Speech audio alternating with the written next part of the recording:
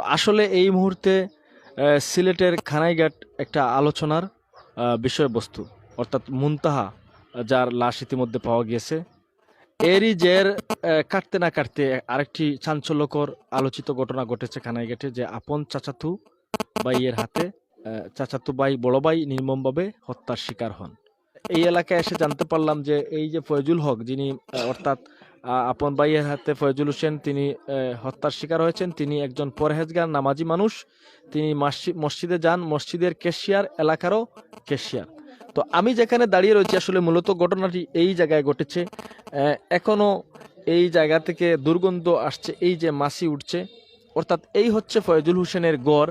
ঠিক গড়ের ভিতর থেকে, দরজার সামনে থেকে ওনাকে ডেকে এনে অর্থাৎ এমন নির্মমভাবে যে হত্যাকাণ্ডটি এই হত্যাকাণ্ডটি ঘটিয়েছে, সেটি আসলে অনেক মানুষের হৃদয়ে নাড়া দিয়েছে।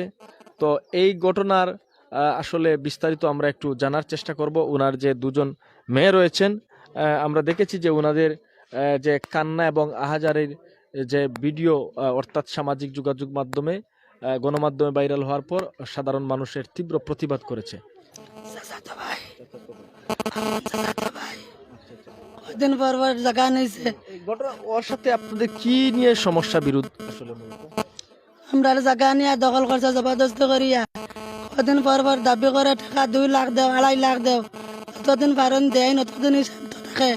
যে সময় দেয় না ওই সময় অশান্ত হয়, গালি গরজ করে।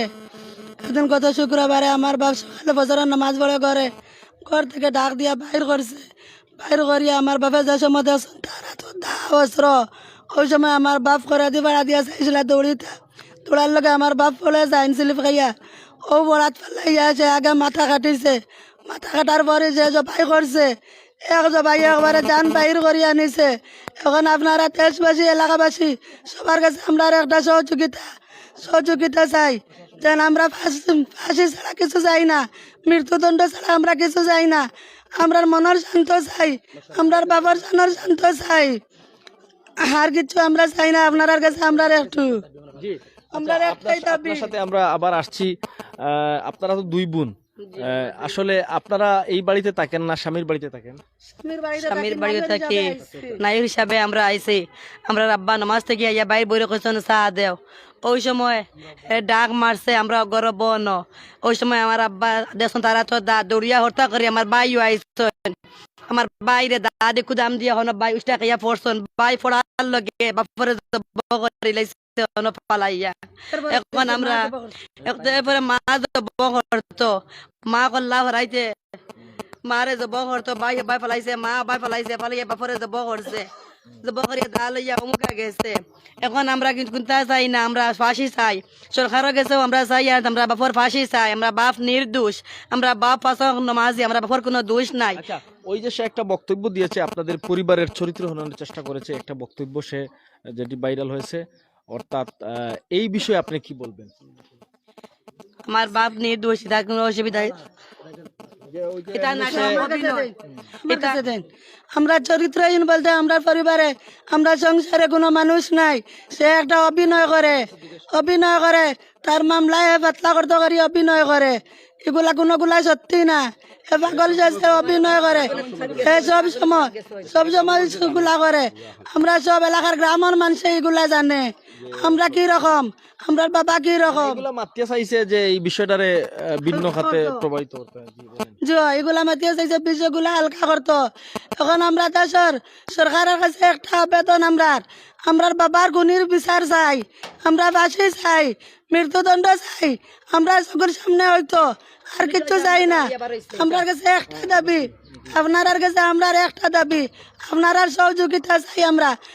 আমরার বাবা কি রকম মানুষ, আমরা গ্রাম অঞ্চল সব জায়গা শিখাইলেছেন আপনারা পাইবা, ফেসবুকে পাইবা আমরার বাবা কি রকম মানুষ। গাঁও গ্রামের অন্য গ্রামের মানুষ আমরার বাবার লেখিয়া চালন যে আমরার বাবা কি রকম আমার বাবার চরিত্রহীন স্বভাব সব। আসসালামু আলাইকুম। এটা তো অনেকদিন থেকে জায়গা নিয়ে বিরোধ চলতেছে। কয়েকদিন পর পর হুমকি দেওয়ার পরে আমার আব্বা থানাতে জিডি করছে, এখন পর্যন্ত জিডি আছে, মামলাও করছে। মামলাও করার পরে হত্যা করছে, বুঝছেন? এই যে জায়গা আছে, এই মাথা থেকে এই মাথা পর্যন্ত এগুলো আচ্ছা আচ্ছা, একটু জানতে চাই যে মূলত আপনার বাবার সাথে তার জায়গা নিয়ে বিরোধ। জিও জি, এখন এই বিরোধটা কতদিন থেকে চলছে? 2 বছর 2 বছর থেকে আমার আব্বা আজ 1 মাস আগেও পুলিশ আনছেন, আজ 4 মাস আগেও পুলিশ আনছেন। পুলিশ হওয়া বাদে দায় মানে পুলিশে ইয়া ধরছে, তারপর পুলিশে তুইয়া গেছে গিয়া। এরপরে আমার আব্বা আবার পুলিশ আনছেন, আনা বাদে ওই আমার পুলিশের সামনে আমার আব্বার হুমকি দিছে। তবে পুলিশে কোনো অস্ত্রও নেয় না, মানুষও নেয় না। আমার আব্বা থানাত গিয়া কইছেন যে আমার জানো নিরাপদ আমি চাই, আমার দা লইয়া ঘুরে।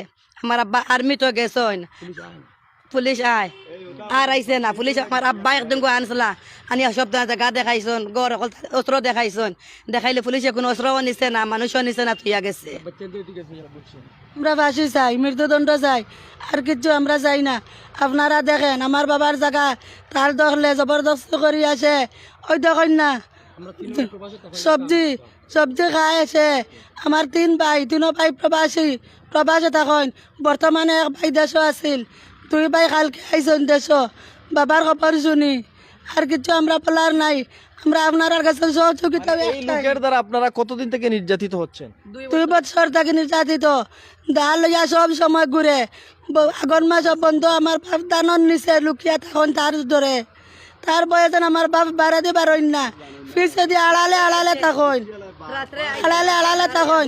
আমরা গ্রাম অঞ্চল সবাই জানে, সমাধান করে দিতে সবাই জানে। কারণ আমরা গোষ্ঠীর কাছে কোনো বিচার পাই নাই। আমরা গোষ্ঠী আমরা কোনো সমাধান করে দিতে পারে নাই। গোষ্ঠীর যান বাঁচানির লাগি আমার আব্বা গেছেন, গোষ্ঠীর যান বাঁচানির লাগি।